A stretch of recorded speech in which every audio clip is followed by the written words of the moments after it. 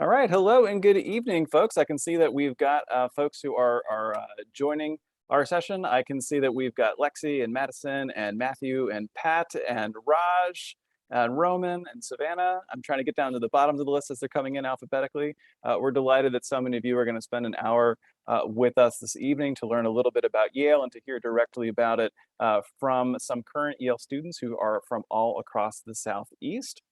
We're going to give it just about a minute here as people join, just so that we can all sort of start on the same page. I want to go ahead and thank everyone also who submitted questions in advance. We're going to use a section of our program here today to actually answer a handful of the questions that you all submitted. So thanks for everyone who took the time. We're also going to have a chance later in the session for folks to to ask questions live to our panelists. And we're going to sort of go through those and try to make sure that we show a few of those and get a few of those answered for everybody. So why don't we go ahead and get started with some quick introductions, and then we'll actually try to learn a little bit about the audience here. I'll start things off. My name is Mark Dunn. I'm an Associate Director of Admissions. I'm also a Yale graduate, and I'm also originally from Georgia, and I've had the great pleasure of reading applications from all across different parts of the Southeast. All of the states that are represented on this map, I either have in my admissions territory right now, or I've had before. And I'm also especially delighted that I'm beaming in right now from Raleigh, North Carolina in the second week of my admissions travel. I've already been to Georgia, Alabama, and Mississippi, and I'm wrapping things up in North Carolina this week. So I'm going to hand things over just down the line here for some more introductions. My colleague Juliet will get started, and then we'll let our students introduce themselves. Hi, everyone. My name is Juliet Wallace. I'm an Assistant Director of Admissions here at Yale, and I'm also originally from the Southeast. I'm really excited to be joining you all today. And I'm also a Yale alum. I graduated the class of 2020. I think, Lucas, you're next on my screen. Hi, everyone. My name is Lucas. I'm a senior here in Ezra Stiles College, majoring in American Studies, the Visual, Literary, and Performance track. Here on campus, I've been an editor at the Yale Daily News, a student magazine called The New Journal. I host a radio show every Monday night at midnight on our campus radio station, WYBC. My mom thinks it's cool, and I'm also a tour guide. Yeah, I can go next. Hi, guys. My name is Anastasia. I'm a senior in Saybrook College at Yale, which is obviously Yale's best residential college. I am originally from Birmingham, Alabama, so a big roll tide to anybody who might be here from Alabama today. I'm majoring in ethics, politics, and economics with a concentration in the environment and specifically tribal and federal land management. And outside of school, I have been involved with the Yale climbing team, which has been really wonderful. I'm also a tour guide, and I've been really involved in Yale's publications. I was editor-in-chief of our political magazine and also have done some writing for other publications around campus. And I'm so glad that all of y'all are here. I can go. Hi, everyone. My name is Luke. I am a junior from Charlotte, North Carolina. Both my parents went to UNC, so go Heels. I am an English major, also pursuing the certificate in statistics and data science. And outside of class, I do I hold a variety of hats in the admissions office, and I am in one of our many a cappella groups on campus, and I love intramural sports. A great indicator that Pauli Murray College is the best college is that we did win the intramural championships last year. And then I can go. My name's Hallie. I'm a junior in Berkeley College studying global affairs, also with a certificate in stats and data science. Besides being a tour guide, I found a lot of what I spend my time outside of school doing is based in community service in a place called Dwight Hall here at Yale, which is our big kind of overarching community service organization. I help something called Yale Community Kitchen take leftover food from the dining halls in the campus and serve them at a local soup kitchen on the weekends. So if you're interested in anything like that, please let me know. I'm also originally from Georgia, from Marietta, so I'm gonna cap it all off with Go Dogs. We're doing really good right now. So Hey y'all, my name is Pranav. I'm a junior from Louisville, Kentucky, studying computer science and history here at Yale. Outside of my academic work, I am also on the Yale cricket team and I do a lot of historical and computer science research. I've actually been working on some research to combine the two recently. So if you have any questions about that, feel free to reach out as well. Thanks. All right, and I have just gone ahead and opened up a poll that I'm hoping our viewers can see. We are curious to see which states are represented in our audience today. You saw from the group that we've got a whole bunch of different states represented just on our panelists, and hopefully we've got a full contingent represented in the audience today as well. So all right, folks are answering very quickly. They're coming in, and hey, it looks like we're doing pretty good here. All right, I'm gonna go ahead and close that out, and I'll turn this around so that all of you can see it.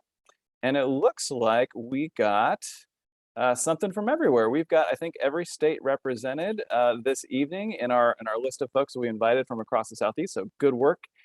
We didn't, have an awkward moment where one of the states was missing.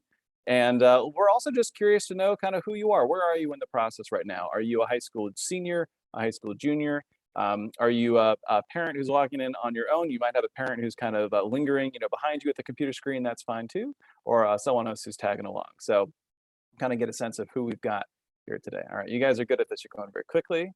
Very nice. All right, and we'll turn that around as well. Looks like we've got a majority, close to a super majority of students who are high school seniors. You're well into the process right now. Other folks who are high school juniors, parents who are joining us as well. We're delighted that you've come out this evening. So to give you kind of a quick rundown of how we're going to fill this hour, we want this to be sort of as useful and insightful for you as possible. We're going to start things off. Actually, my colleague Juliet is going to start things off. She's going to run the show and give you basically a 15-minute express introduction to all things Yale. And that's designed to just kind of lay the foundation so that everyone's on the same page, cover some basics about student life and academics, and also just where we're located. And then we're going to really hand it over to the stars of the show, our students. We're going to start with the student experience panel where I will pitch them some of the questions that you all submitted in advance. And then we're going to have live Q&A. So we are using the Q&A feature this evening. You might want to hold off in using the Q&A until we get to sort of the next acts. But you will use that Q&A button that should be available down below in your Zoom screen to ask questions of the panel. So for now, we are going to turn our videos off. We're going to hand it over to Juliet, and she's going to lead us through this 15-minute express introduction to Yale. Alrighty, thank you, Mark. And after this session, if you'd like to learn more, please feel free to check out our website for additional events. We offer virtual programming and student forums every Monday through Friday. We also have a number of virtual tours and an amazing podcast hosted by Mark and another colleague, Hannah, that gives applicants a look inside the Yale admissions office.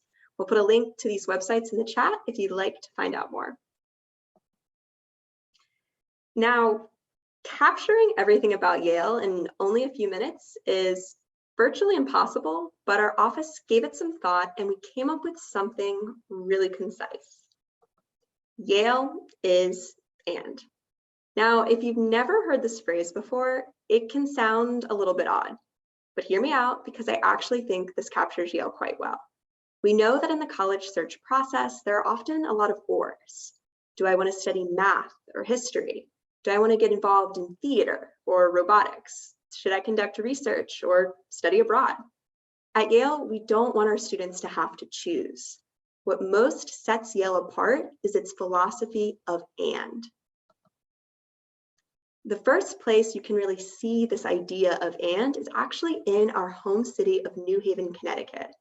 I do want to acknowledge that Yale currently stands on the ancestral homeland of many Indigenous peoples. One of the ways we try to honor the land, Native people, and our Native students is through Yale's Native American Cultural Center. At Yale, it's important for us to recognize history and look for ways we can make a positive impact in the future. If you live in the Americas, I encourage you to learn more about who lived in your area before colonization. It's a really important part of our shared history. Now, when it comes to the idea of and today, New Haven is a perfect fit as an and city. When you live in New Haven, you get the best of both a big city and a more intimate college town. Yale has a traditional college campus with libraries, residential halls, quads, and classrooms, but the heart of downtown New Haven is only a few minutes away. New Haven is classified as a small city, and Yale is embedded right in the heart of downtown. New Haven only has about 130,000 people, but it does benefit from a big city cultural scene with 2 Tony Award-winning regional theaters, a major international arts festival every summer, and the second largest collection of free public art of any US city. It also has great shops, restaurants, and a music hall that plays a lot of my favorite bands. And just a fun fact, the hamburger was actually invented in New Haven at Louis' Lunch, which still operates today. At the last census, New Haven was the fastest growing city in the Northeast. It's less than a 2-hour train ride from both Boston and New York, but it's definitely its own small city.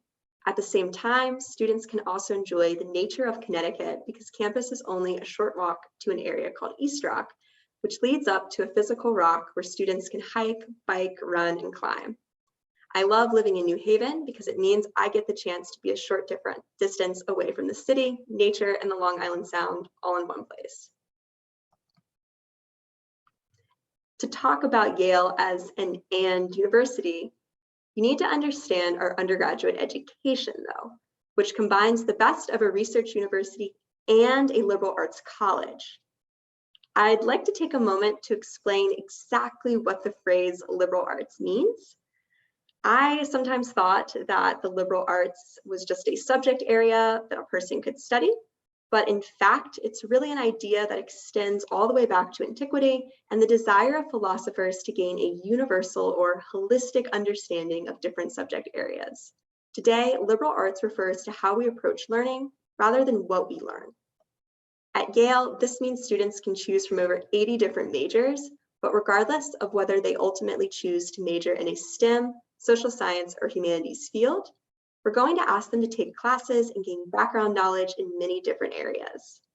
Since Yale is also a research institution with 14 graduate and professional schools on site, undergraduates will have access to incredible facilities, labs, and professors in every field. The way this works in practice is that all Yale undergraduates apply to and enroll in the same liberal arts college known as Yale College.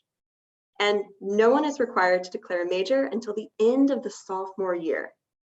After declaring a major, our students can easily change their mind and their major as many times as they'd like up until the senior year. Ultimately, a student's major makes up about 1/3 of their total coursework, and there's no core curriculum. So Yaleys choose each of their own classes themselves and have a lot of flexibility in building the transcript that suits them. Ultimately, attending a research university with an emphasis on liberal arts learning is about access to resources, exploration and choice, interdisciplinary learning, and academic inquiry. Yale's approach to learning allows students to easily access these resources early and often to explore their interests, while an undergraduate in an environment that allows them to go deep with multiple interests in either research, projects, classes, and/or international experiences. Day to day, the scholarship happening at Yale is of course world-class in each and every department. And because a student's major is generally only 1/3 of their curriculum, there's a lot of time for Yaleys to explore many areas of interest. One thing I find really unique about Yale is the fact that we offer interdisciplinary majors that are made up of 2 or more subject areas combined into one single major. We know that students often have multiple academic interests, and like I said at the very beginning, we don't want them to have to choose between those things. Interdisciplinary majors such as physics and philosophy, computing and the arts, and ethics, politics, and economics all exist at Yale. This means that Yale students are encouraged to pursue art and science and really everything in between. We think our mechanical engineers receiving ABET accredited Bachelor's of Science degrees will be better engineers if they also take political science and English courses. We think our creative writing concentrators will be better writers if they see what's happening in any one of our 1,200 labs. So Yale has a set of distributional requirements to ensure students get breadth and depth, gaining exposure to different academic fields, and developing important skills while also discovering new interests along the way. As we head into the next slide, you may remember me saying that all Yale undergraduates are enrolled in Yale College, which houses our 80 different majors. But you will also hear Yaleys reference their residential college.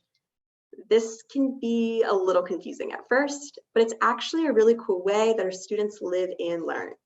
These residential colleges are also one of my favorite things about Yale. Every Yalie is a member of one of Yale's 14 residential colleges. Every student is randomly assigned to one of 14 smaller communities called colleges before arriving as first years, and they'll be assigned to their college for all 4 years. Each college is, of course, its own independent living space. All students live in suites surrounding a central green courtyard. Each college has its own dining hall, common room, library, gym, music practice room, and dance studio, among other things. In fact, my residential college, Jonathan Edwards College, had a printing press, which was conveniently right next to my laundry room. The 14 residential colleges are also considered microcosms that are representative of the university as a whole. And as such, they give each Yale student a chance to meet and learn from other students who might not be doing the same extracurriculars or taking the same classes as them, as well as professors assigned to the colleges that they may not get to interact with in a classroom setting. So even though colleges aren't connected to majors or academic departments, they're all about living and learning, diversity, and community. There are 2 faculty members who lead each college, the head of college and the dean. Additionally, many of our staff and faculty members are fellows of one of the residential colleges. This means they might eat in the college, advise students, give special talks, and attend events. First-year students could have Nobel Prize winners, such as Jim Rothman, teaching their classes, as well as eating lunch with them in the dining halls. Ask any Yalie, and they'll tell you that their residential college is the best one. I was in Jonathan Edwards College, and it was definitely the best. I'm also getting my plug in for JE right now because I know as soon as our other panelists come back on the screen, they'll disagree with me and say their college is the best. Yale students absolutely find community beyond the residential colleges too. Recognizing that people are multidimensional, Yale's cultural and resource centers encourage all students to find meaning in their identity and forge bonds within communities of people from different backgrounds. Our 4 cultural centers, the African American Cultural Center, known as the House, the Asian American Cultural Center, La Casa Cultural, and the Native American Cultural Center are central to much of student life here at Yale. They provide space for students, faculty, and staff to come together, have fun, and contribute to discourse on campus around issues of diversity, identity, and social justice. The centers are a home base for dozens of affiliated organizations. The Office of LGBTQ Resources, the Office of International Students and Scholars, the Chaplain's Office, Women's Center, Slivka Center for Jewish Life, similarly make space and build community across Yale so that students explore who they are and make lasting friendships anchored by the support of others. In addition to these incredible physical spaces on campus, Yale also provides students with amazing advising and support systems. Before a first-year student ever sets foot on campus, they are assigned multiple advisors, a head of college who is responsible for leading and building community within the residential college, a dean who oversees academics for everyone who's in the residential college, and a first-year counselor who is a current senior that can provide insight from their own Yale experience. On campus, we also have the Porvu Center for Teaching and Learning, as well as Yale's community initiative that helps to support and empower first-generation and low-income college students at Yale financially, academically, and socially. The community initiative in particular works to empower student leaders to enact cultural change here on Yale's campus. And if for some reason we don't have exactly what you're looking for, it's incredibly easy to start a new organization at Yale. All you need are 5 friends, a faculty advisor, and a fun club name, typically something that's filled with acronyms.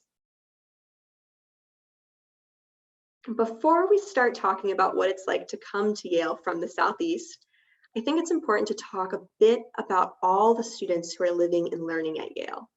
Each year, roughly 6,000 undergraduate students embrace Yale as a research institution with a liberal arts approach to learning. Even in their first year, students immediately have access to Yale's labs, career and academic advising, and hundreds of student organizations. These students come to Yale from all around the United States and the world. And once they get here, each residential college becomes a microcosm of diversity and community. Yale students as a whole are collaborative, excited to learn, and truly dive into the campus community. Ask any Yale about their most memorable experience in the college, and I guarantee the late night discussions that happen in the residential college common rooms will come up more often than not. Yale may be over 300 years old, but every class of students that arrives on campus reinvents the university in their own way. Yale values tradition and seeks out innovation for students through their 4 years on campus. To wrap up this part of the presentation and the speed round of Yale, I want to emphasize that these are just some of the incredible things about Yale and Yale's campus. So if you want to learn more and think about your college search process in terms of ands instead of ors, I encourage you to take a close look at Yale and explore our website a bit more. All right, For fantastic. Now, I'll turn off PowerPoint. Thanks, Juliet. All right, we're going to get to the sort of large screen version here and bring our panelists back. I want to launch off with some of these questions that folks asked ahead of time, and I want to start with you, Pranav, in part because we have a fellow Kentuckian who asked a great question about moving to New Haven. So Mary Claire, who's in Lexington, asks, how different was New Haven from where you moved from? How would you kind of compare and contrast the New Haven experience from home?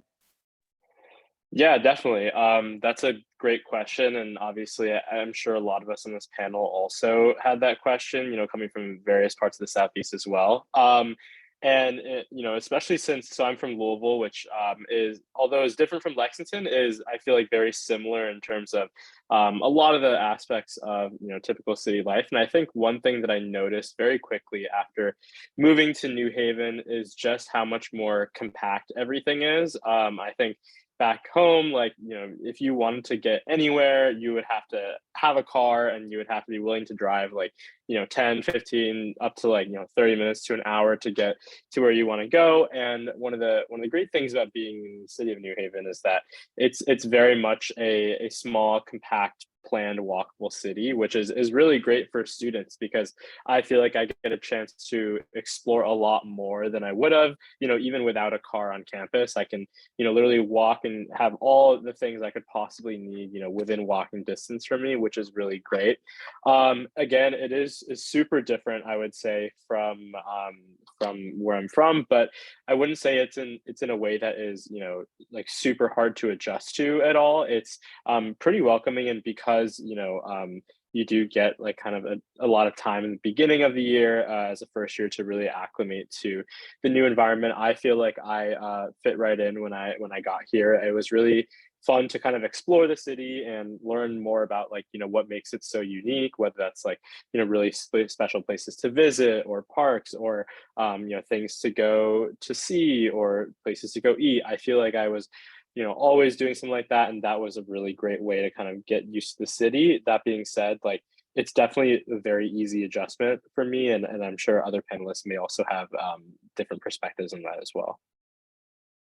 Well, I want to ask the next question for Luke. And I promise I'm not just trying to match people up based on hometowns and states, but this question was from Giselle in Charlotte, who asked specifically about adjusting to college life during your first few weeks at Yale. And I know that particularly your first day at Yale was especially memorable. So I thought maybe you could talk a little bit about that and kind of what the welcome you experienced.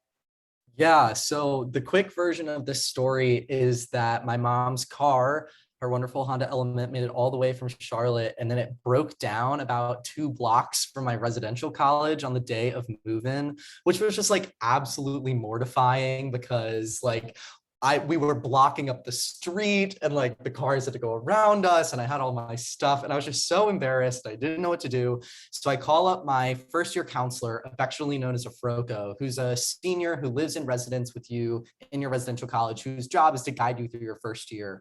And he's like, don't worry about it, I'm on it. And then my head of college and my dean arrived at my car window 10 minutes later. They already knew my name, who I was, and where I was from, just by my face. And they got a bunch of Poly Murray students, that's my residential college, with wheelbarrows to get all my stuff and luggage to Poly Murray as AAA, like recharge my mom's car, and Yale police made sure that my mom was like okay as like the cars had to navigate around her. So what could have been a really awful and embarrassing experience actually ended up feeling like I was like right at home immediately, which made the transition really easy. That's fantastic. I had to find a way to get that story in because I love hearing it. Lucas, I'm going to give you the next question. This is from Lauren in Florida, who's just curious about what are some of your favorite things to do on weekends in New Haven. I know that I knew just basically nothing about the city. By the way, that's what's pictured behind me here. And for folks who don't know, just kind of like what's fun in the city, like what do you as a student like to do on a weekend in New Haven? Yeah, so New Haven was a big sort of adjustment for me. I'm from a small little town in Northeast Mississippi. So having a big city at my disposal was kind of crazy. And I try to make the most use of that as I can on the weekends. Typically, it involves, I always try to try a new restaurant. I know this is crazy. I have like a big group of friends that we all pick a new place, like a new kind of food that we've never tried. It's Saturday night tradition. Like it could be Nigerian one week, Thai the next week.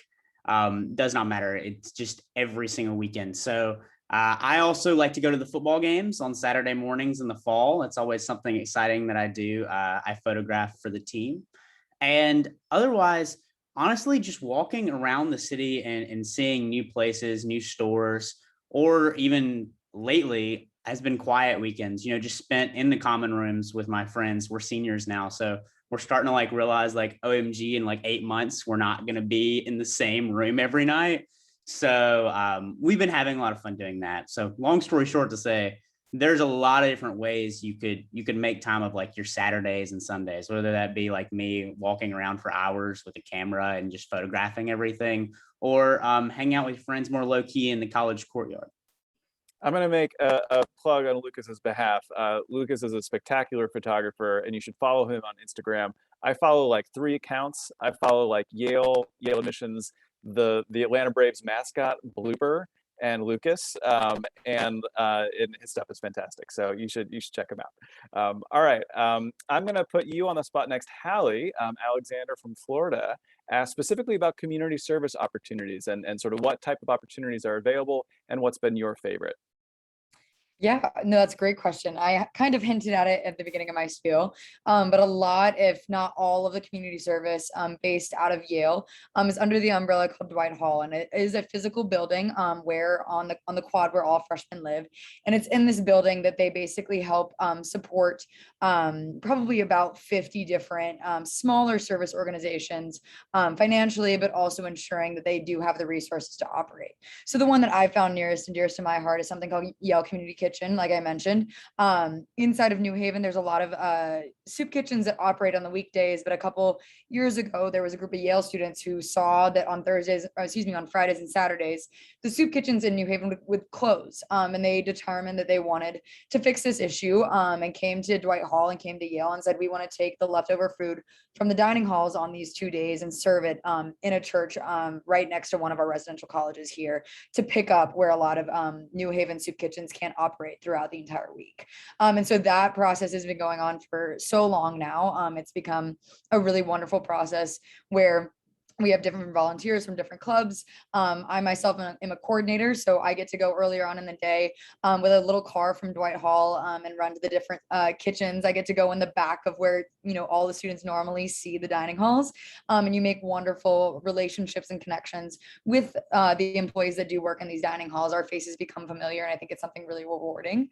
But there's so many different opportunities for you to find inside of Dwight Hall. One that I would really recommend as a freshman, of course, is something called First Years in Service, which is where I got to go to a different nonprofit every Saturday morning to volunteer. And that's where I found a lot of awesome opportunities continue. But it really does kind of coalesce in that one Dwight Hall. Just last week, we had something called the Dwight Hall Extracurricular Bazaar.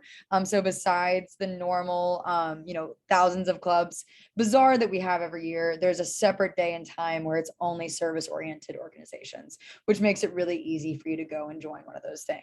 So definitely keep on the lookout if you guys do end up here next year, for sure.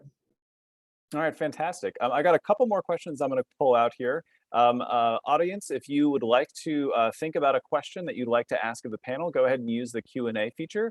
The best questions are going to be one that are sort of directed at the students. We might not be able to get to, sort of typing out answers to admissions related questions, but those that would be good for the students, we'll try to highlight there. So you can go ahead and use that Q&A feature now.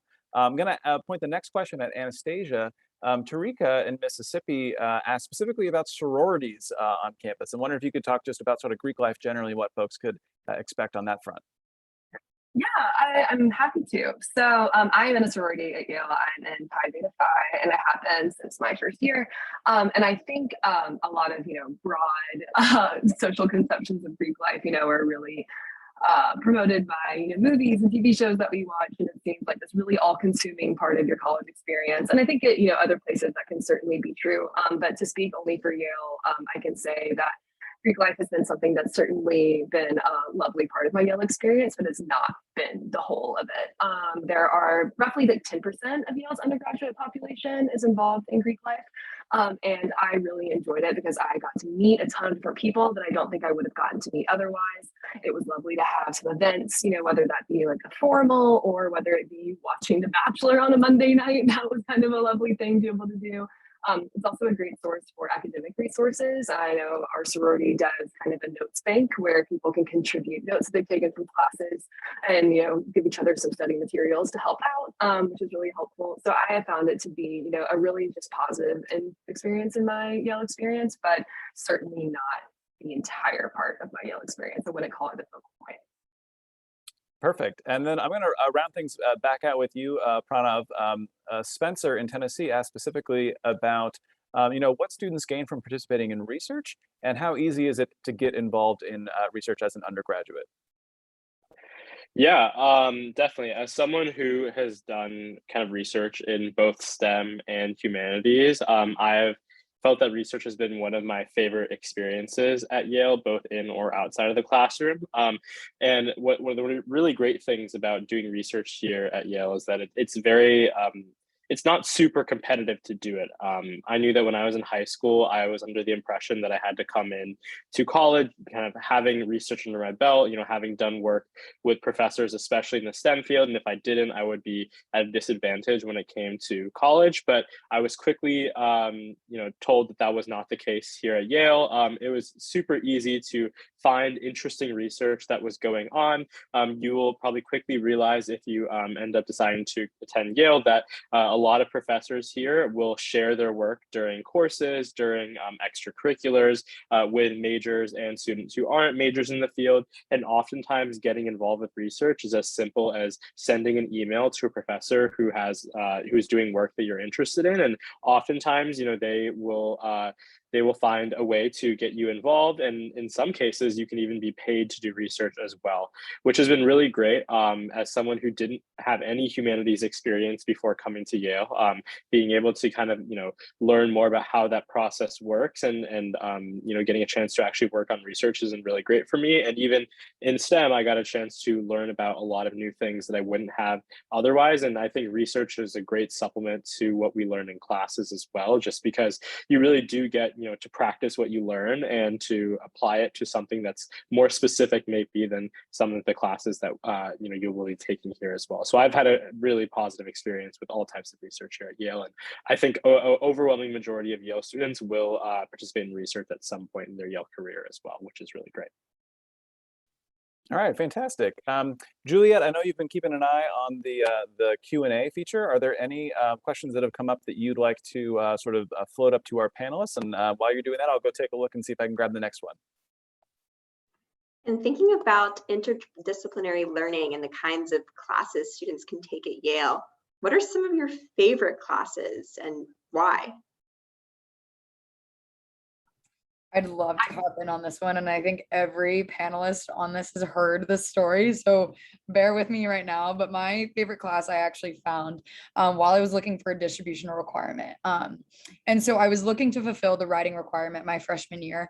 And I found this class called Egyptology. And it was a freshman seminar, which is basically Yale's way of ensuring that freshmen do get the opportunity to be in a seminar their first year, which is about 12 to 15 people in a smaller setting. And so I was like, you know what? I enjoy the History Channel. I've always thought ancient Egypt was cool. Like that was me as a kid. Why not go ahead and attend this like first year Egyptology seminar? So I show up the first day and I was sitting down and our professor walked in like he had walked out of a 1920s mummy movie. I'm not kidding you. He was dressed in a full tweed coat with a monocle, speaking 90 miles an hour about like as much ancient Egypt history as you could imagine. Like this man was reading hieroglyphs off the board. And I was like, I can't leave this class without taking it just for him. And so I ended up taking it. It was a wonderful, rewarding class, but this was the class that I first, or this was when COVID happened. So we were sent home and I was taking classes at Yale. And it was at home when I was sitting down at the dinner table one day with my family. And like I mentioned, we like to keep the History Channel on. And I look at the TV and my professor was on the TV on the History Channel talking about a piece of art that we had literally analyzed that day in class. When I tell you my mind just like blew up, that I never would have been able to find that class had I not, been able to fulfill that distribution requirement and kind of gone out of my comfort zone. Of course, I'm a global affairs and stats person. Never in my life had I thought I would be able to take an not architecture, but archaeology type class. But it was really rewarding. And I do have to say that is my favorite class I've taken at Yale today. That was magical. Thank you for sharing. All right, why don't we go on to another questions? We've got a lot of them coming in. We had a couple of questions that are specifically about, how did you adapt to living so far away from home?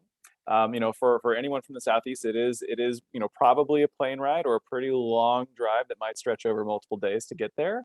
And just in a different kind of climate and different kind of environments. Anyone kind of want to talk about sort of what that process of adapting has been like for you?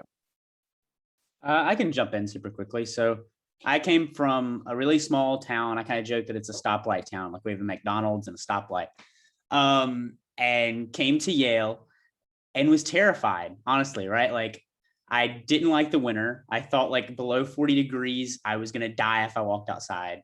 But I got here to Yale, and I think what really made it nice was Froco group, actually, initially, because when you get here, you'll have, as we've talked about, a first-year counselor. We affectionately call them Frocos, where you'll have anywhere from 10 to 14 people that are in your same Froco group, and they live near you. You see them throughout your first orientation programs and your first few weeks here at Yale. And it's almost like a built-in friend group from the jump. Like I was kind of terrified. I was like, I don't know anyone from my high school. I don't know anyone from Mississippi at the time coming to Yale. What am I going to do?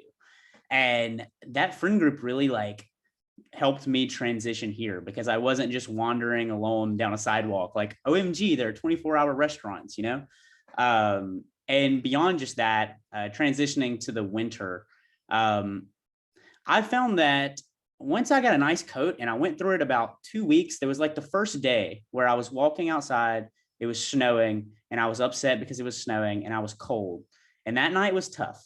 But then the second night, I was like, this isn't that bad. And then there's always the tradition, if you decide to attend Yale, your first year here, the first snow, there will be a snowball fight where everybody will pour out onto old campus and you will throw snowballs at people you've never met before. And you might even make a few friends out of that. And it brings some camaraderie to the cold weather and at least makes you look at it from a fun point of view. Yeah.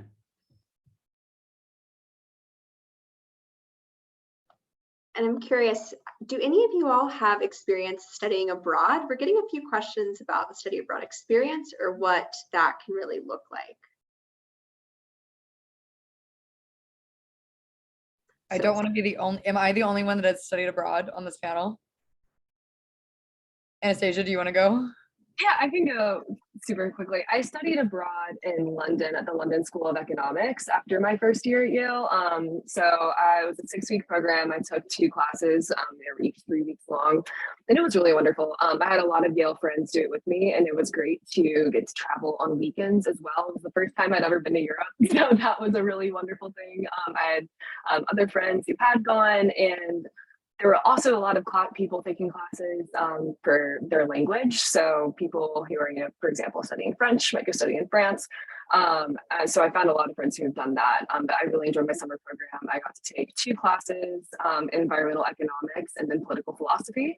Neither both of them have really made my course load easier because I counted them towards my overall course credits at Yale, which means that I've gotten to take, get more into my classes during the traditional semesters at Yale because I haven't been taking too many. So it really did kind of help me manage my course load. Amazing, thank you. All right, so we got another question that I think is good just for anyone to talk about from Jaden.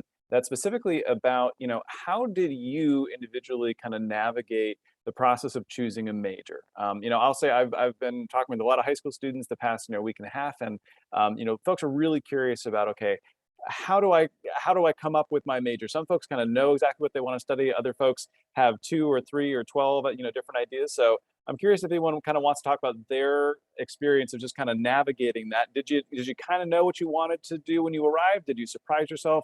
What did that look like going from undecided first year to declared upper level student with an official major? Luke, I don't know, can I put you on the spot to talk about that? Yeah, sure. So I think my on the spot advice is if you're someone like me who thinks you know what you want to study, you're not married to the idea, but you're pretty sure you know what you want to study, come into Yale both humble and with an open mind. And by that, I mean, I think it can be easy coming to Yale. You're like, oh my gosh, I just got into Yale. I'm leaving high school. I can do the thing I finally want to study. And then in your first year, really try and do only that subject or subjects tangentially related to that. And you might find that that's not actually what you want to study. So in my case, I came into Yale thinking I was going to be an ethics, politics, and economics major. And I was like, well, but maybe not. And so I really just tried everything my first year. So I took philosophy classes, I took literature classes, I took economics classes, and I took everything under the sun. I took math classes, besides hard STEM. I knew that wasn't for me. And Yale gives you the flexibility to be able to have that level of exploration because of your 36 course credits, 12 of them institutionally are baked in for you to do whatever you want with them. So, and you don't have to declare a major until the end of your sophomore year. So I think whether or not you're completely undecided or pretty confident on what you're going to do, I think my best advice is for your first year to be humble enough to say, maybe I don't know everything right now. Let me try on lots of different hats and try lots of different things. And then you'll usually end up in the place you want to be. Now I'm an English major, which is very different than economics.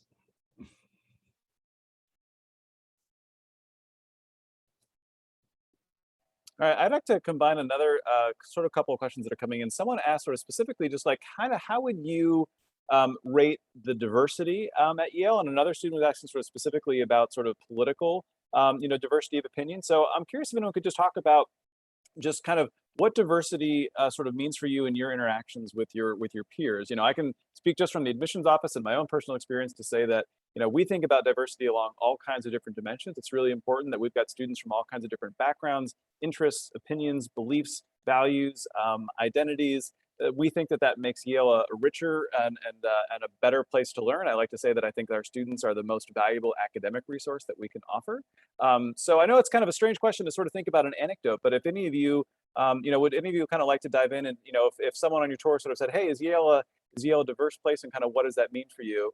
How would you answer?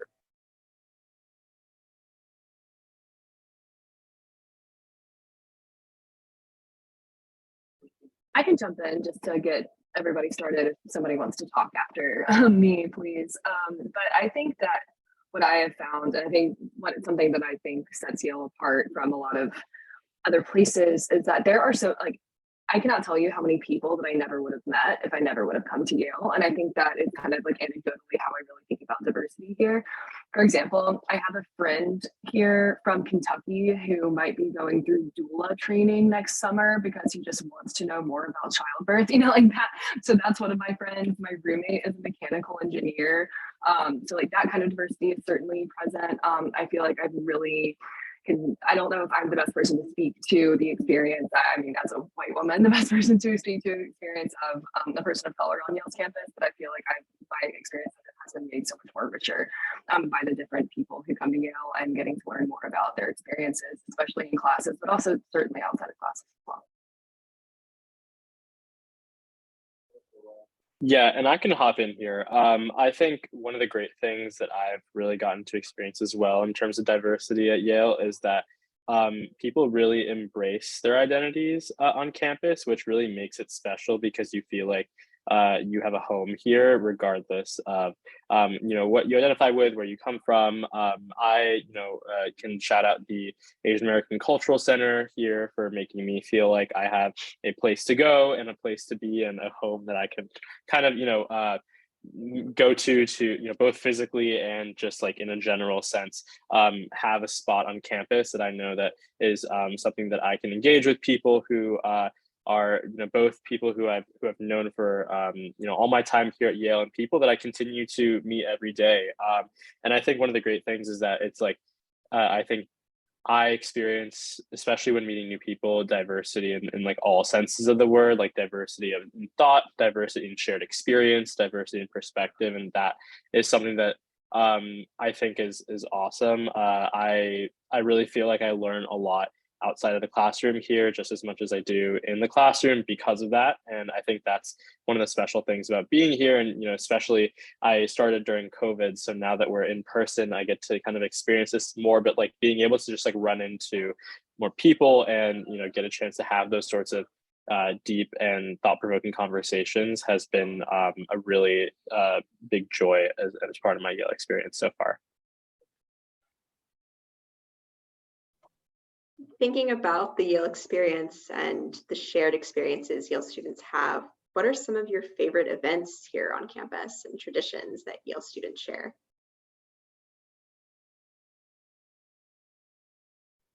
I'm gonna go again with another classic story. One of my favorite traditions is gonna be the first year snowball fight that happens every winter on a place that we called Old Campus, which is where the majority of freshmen live on their first year here at Yale. And so the first time that it really has there's a big snow in New Haven. I like to say there's this unspoken agreement amidst all of the first years on this quad that around 10 o'clock, 11 o'clock that night, when it's almost feels like a nice hush over the all of the snow, it feels like kind of like an otherworldly experience, that everybody descends from their rooms to partake in the most intense snowball fight that you've ever been a part of. When I tell you that I was not prepared at all my first year to be so cold. I went downstairs with my little gloves and thought I would be okay. No, my hair was frozen by the end of it. I had never been more cold, but I also had never had more fun in my life, really just taking part in something that seemed very childish, but also really joyous, with people who I had, recently gotten to know that past semester. And I think that night and that tradition is something that will always stick in my mind. And I know, of course, there's many other traditions, so I'll let the rest of the panelists go on those. I will have to snag the Harvard Yale football game. It is my favorite day of the year. And I tell you, like, that is what I live for. I'm counting down the days. It is right before Thanksgiving break. This year it's going to be in Cambridge at that other school. But it is just like such a delight to get to explain to your friends if you are if you are the Southeastern archetype of a massive football fan, it is so funny to have your friends be like, what's an interception? And you have to explain to them what's going on. It's really fun. The entire student body really comes together, dresses all the way up in Yale blue. There's tailgating, there's grilling out, you start, getting ready at like 7 in the morning. It has been one of my favorite things my entire 4 years at Yale. And I can't believe I'm about to have my very last one, but I am truly looking forward to it. I'll jump in really quick before we go to the next question and say that one of my favorite traditions I anticipated in first year was medieval nights for Ezra Stiles. So every residential college has like their own traditions and special nights that they might have. For Ezra Stiles, we do what we call medieval nights. So we like all actually dress up as like medieval characters. Like you could be like, knight, I was a court jester. And then after dinner, I know it sounds so quirky, it's so much fun. So after dinner, we literally like picked another college and like we had like foam swords and all this funny stuff and like actually like barged into their college, like 100 people strong, like into their common room where like people were studying and like just caused havoc, just like screaming, shouting, like turning tables upside down. It was so much fun. Yeah. And we also, I guess another thing that hasn't happened in my time here yet, but we have a moose that overlooks our dining hall. And in the past, there's been another residential college whose tradition it is to steal that moose. So like my first year, there fully was like a person on guard watching the moose in the night, like a student. And so that's another funny tradition. So each college has their own funny little things that they do that I really enjoy. That's great. And I think that tees up the next question that was from a little while ago from Alina. And she was just asking about, how would you describe social life at Yale? And maybe I'll, kind of put it this way. Is Yale fun? Is Yale, not fun enough? Is it too fun? Is it just the right amount of fun? And what do students do for fun? Yeah, I can start this one off. I think Yale has a very vibrant community. And one of the really great things is that it really is like what you want your Yale experience to be. There's so many different things that are always going on campus. And I think a big misconception of like Yale and like the Ivy League in general is that we are just like, always focused 24/7 on our classes and, studying and stuff like that. I feel like that was also something that I had heard, before coming to Yale. And one of the things that I quickly realized is that, I really get a chance to have a lot of fun here. I'd say just the right amount of fun if I wanted to specify. And there are tons of things to do.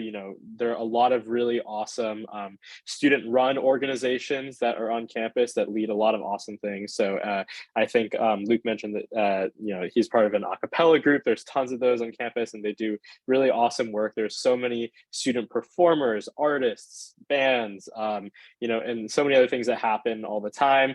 You'll also notice like, at any given day, like I'll be walking back from class and I'll always notice that like some event is going on somewhere on campus and people are, telling me to go or visit. And there's always something to do, always new stuff to see. And honestly, like you will quickly find when you're on campus that there's like definitely a way to, enjoy yourself, have fun. And that extends, beyond Yale's campus itself to New Haven.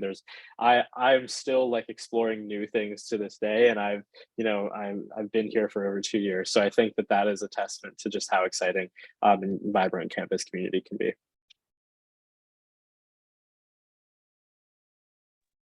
I'll just add briefly, I think that like covered it really, really well. On the note of there's just so much to do, I'll add that I think one of the things I love about Yale is there's a really strong culture of, here, I'll back up for a second. There's so many things to do that obviously you can't be a part of all the hundreds of clubs at Yale, but you can touch them and interact with them by going to all of your friends' different showcases and things. So like there's a very strong culture of going out and supporting your friends and what they put on. So like when my a cappella group does our big jam at the end of every spring, like all my friends come to our big jam. I'd never seen ice skating in person before. And I went to the Yale ice skating recital. I went to my friend's photography showcase. Like the list goes on and on and on. And so I think like that's a good way. I've gotten the question before, like there's so much to do at Yale. How do you even begin to narrow it down? Like do you get paralyzed? I think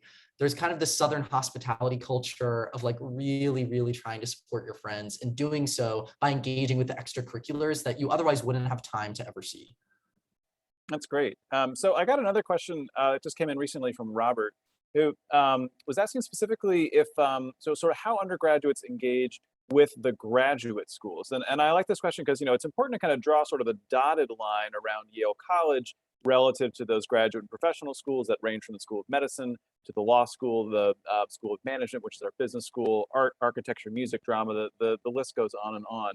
But our undergraduates do engage those resources. They take classes there, work with professors. So I'm wondering if any of you have actually had a chance to have a sort of, a real connection with someone at one of the graduate professional schools, or if any of your friends have, and kind of what that looks like. I'm happy to kind of start this off. I feel like I actually just came from a meeting for a class I'm taking at the Yale School of the Environment, so this is fresh on my mind. I'm actually taking a clinic class this semester at the Yale School of the Environment called Tribal Resources and Sovereignty, and I'm getting to work with a nonprofit organization that works to expand broadband access on reservations in California. So that's just, the fact that I'm even saying that is so crazy to me. That's such a cool and interesting thing that I get to do. And all I had to do was show up to the class and say, hi, I'm an undergraduate. I have an interest in this field. this is kind of going towards my undergraduate thesis, which is kind of the culmination of your senior year, your senior project. And I am suddenly in this graduate class, and it's really wonderful to get to interface with people who are getting their masters at the School of the Environment, for example. The professors, of course, are just as, undergraduate facing as Yale College professors. And then a note on like kind of resources in graduate schools. I just went and picked up a book from the Yale Law School today. So there's a lot of overlap in resources in the graduate schools. And it's wonderful to get to take classes because it does expose you to, of course, like even more people in a more focused and deliberate setting than maybe because it is in a professional school. I'll tack on really quickly and say that my experience with graduate students in the graduate school has been through actually the School of Art. So it's a really, really tight-knit community, but I simply emailed and asked my first year to be in a graduate level course teaching like view cameras, like the cameras you see people, they put on like the big cloth from like the 1800s. It was with 5 Masters of Fine Arts students. There are only 15 of them in like any given concentration. But from there, I get to go to their critiques every week where the Masters of Fine Arts students, the graduate students, show their work and get like critique from a pretty famous photographer or artist every single week. And I get to sit in with like 10 or 11 of them while they respond and defend their work, kind of like, I guess, like you defend like a thesis or whatever might have you, and learn from those photographers and the people visiting. So it's really cool. That sounds very, very cool. All right, why don't we wrap things up with a question that we got in advance, and we've actually gotten a few times here in the Q&A, and we'll just kind of go around the horn here and ask everyone to give their take on this. It's kind of simply put, why did you choose Yale? What made Yale stand out for you in your college search process? And you don't have to. I don't want you to speak badly of other schools that you were considering, but it's students are trying to weigh their options and get a sense of what kind of makes Yale stand out. So for you, as you were thinking about Yale specifically in comparison to other schools you were considering, what really sort of made Yale seem distinctive? And Pranav, why don't we start with you, and we'll just kind of go around from there. Sure, yeah. So I feel like one of the main reasons why Yale really stood out to me was not necessarily because of all of the like awesome things we've talked about earlier, but just what I'd heard from other students, whether it was through like panels like this or other kind of resources that I got the chance to interact with students who were at Yale when I was during the application process. I had talked to students from a whole bunch of schools, and I was considering a bunch. And for me, what really stuck out to me was how much the students raved about not just the academics or not just the social life or not just their specific major or interest. Because when I was applying, the funny thing is I applied as an environmental engineering and philosophy interested person. I'm not doing either of those things now. So I was really kind of lost at the time, and I was hoping to find somewhere not just where I could succeed in whatever I was hoping to do academically, but something that a school that would be able to kind of really be this holistic kind of amazing college education. I always say that I feel like the vibe that I got from students that I talked to was that they were at Yale not just to become better students, but to become better people. And that is something that I noticed has, continued to be the case for most, if not all, students here at Yale. My very first semester actually was during fall of 2020, which was, as you can imagine, probably, a lot of the resources and opportunities that we were talking about were much more limited back then. And even then, I felt like it was one of my most amazing semesters throughout all my time here at Yale, because I felt like I just got a chance to get really close with some really amazing people and get a chance to really invest myself into the Yale environment. And ultimately I found I feel like I found like a second home here. And I think that is something that I'm really grateful for. And that has definitely reaffirmed the reasons why I chose Yale in the first place as well.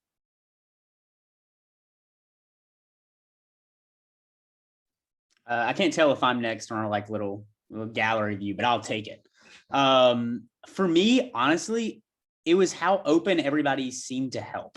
So I came from a small high school. We didn't have APs. We didn't have IB or any of the other programs or any of the other acronyms. I didn't make straight A's in high school. I wasn't a perfect student, didn't have perfect test scores. And I remember whenever I got accepted to Yale, I was like, oh, cool. But like, how could I even do classes there? Right. And you get here and there's just so much support. Every professor holds office hours. And even if you can't make their office hours every week, where they literally just kick their office door open and you can go in and ask any questions, like in my experience, they will go out of their way to help you. And you might be scared, like I was too, that like people here might be really competitive. Like everybody's really smart and really accomplished and they're not going to help me, but I have not found that to be the case. A lot of like the most things I've learned have probably been like taught by suite mates explaining things to me, like in the common room the night before class. The next day I was like, I didn't get this.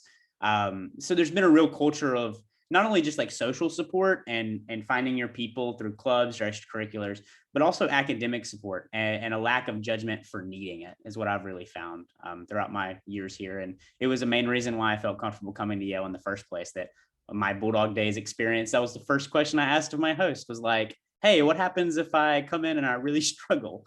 And that led me to choose Yale. I can hop in next. I think that something I was thinking a lot about as a high school senior was the fact that I worked really hard. I know that every high school senior, junior, high school student on this call, you've all worked really hard, and you're all really passionate about really interesting things. And I think something I was thinking about a lot is that I knew those things about myself, and I knew that I could probably have a really wonderful college experience just about anywhere, because I was going to work hard and I was going to be passionate about the things I was passionate about, and I was gonna have a great experience anywhere just with who I am. So it really became important to me with the community that was going to be around me while I was doing all those things. And I found that the Yale community is a place where you can fail, and a place where you can learn from it, and a place where instead of feeling like, oh, I did something wrong, I didn't do great on that paper, there's no coming back from this. It really does feel like a learning opportunity. There's so many times where the feedback I've gotten from something I didn't do as well made all the difference for me. And being at Yale and getting that kind of feedback is what has really made it the community here. I'll kind of riff on what Luke said earlier. There is a real kind of Southern hospitality. There's really, I can't tell you how many times I've been almost late to class because I see someone on the street while I'm on the way there, and they're thinking, hey, I know you were working on this thing the last time I talked to you. How did that go? And people genuinely care and want to see you succeed. And that was important to me. And I think that is what made me choose Yale ultimately. I'm going to go in and kind of come off of what Pranav said. He kind of stole my thing. I also came into Yale without doing any of the things that I'm doing actually now. I thought I was going to be a STEM student. I thought I was going to be a mechanical engineering person because I went to a STEM math and science magnet high school. And I think I like to say like back in my senior year, I felt like I was having a little bit of like a personal crisis when I was doing all of my college applications, because what I had been interested in and what I was thinking about and what these applications were asking me to think about wasn't actually aligned with what I, thought I should be doing. So, and I think when I got into Yale, when I first got here and through webinars like this, Yale's philosophy of and was something that really spoke to me, because I did in my mind feel like somebody who had a lot of really odd and kind of opposite interests. I, really love STEM and math, but I also wanted to, take art history classes, and I wanted to take classes in global affairs. And I know if I had gone anywhere else that I would have had to jump through hoops to try and change my major, to try to find something that I had never done in the past before. I had never really taken classes like the ones I'm taking now. And I think the beauty of it was that as soon as I stepped foot on campus, I decided to take an introductory Gateway to Global Affairs class. And nobody in that class questioned whether or not, I had been in Model UN since I was like all the time in high school. That was not something I'd ever done, but it didn't disqualify me whatsoever from contributing in those classes and feeling like I, had a valid a valid thought. And so I think that and statement is something I'm so very grateful for. It's the reason I'm here today and get to tell you that I'm majoring in something that I really love. And the last thing I'll say, of course, is that Yale, before I came here, it just seemed so happy. Like you would walk across campus and there was this like air of of just like carefree happiness, people lying on cross campus in the sun, just like spending time with each other. It was such an odd thing for me to see as compared to other colleges, which kind of had this air of stressed running in between classes. And it felt like people at Yale like took their time. Like Anastasia said, you talk to people on your way to class, you prioritize them. And I think that was something that really spoke to me and has rang true since I've been here. So yeah. I think that leaves me, and I'm cognizant of the fact that we're over time, so I'll go quick. I'll just leave it at, I love the South. I love the South dearly, but I had a really hard time in high school, and I found at times the culture of the South pretty stifling and isolating. And Yale was a place that I thought institutionally really valued building community, and then culturally and like informally, like we were talking about earlier, really pushes students to embrace everything that they are in a way that I didn't find in high school. And I will forever be grateful for the opportunity that Yale gave me to do that. Well, that's a perfect way to close us out. So thank you to everyone who asked these great questions beforehand and during the session. I'm sorry we couldn't get to all of them. We could have gone on for hours and hours and hours. I will point folks, to our website, particularly admissions.yale.edu/questions, where you can submit questions to our team of students and admissions officers. Panelists, I want to thank you so much for taking some time. Audience, thanks for spending an hour with us this evening. Best wishes to all of you for your fall. We are hosting all sorts of great campus tours if you're able to come visit, but we're also going to have lots of fabulous virtual events hosted online. So just check out the website for all that.